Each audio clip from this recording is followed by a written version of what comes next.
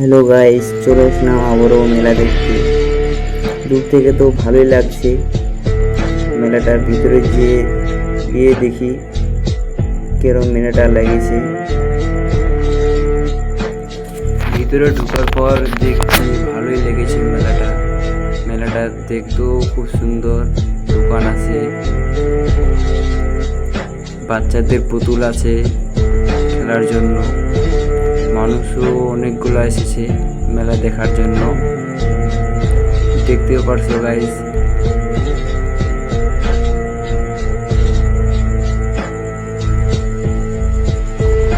এখানে পেপসির খেলার দোকান আছে, দেখতে তো ভালোই লাগছে। এখান থেকেও খুব ভালো লাগছে।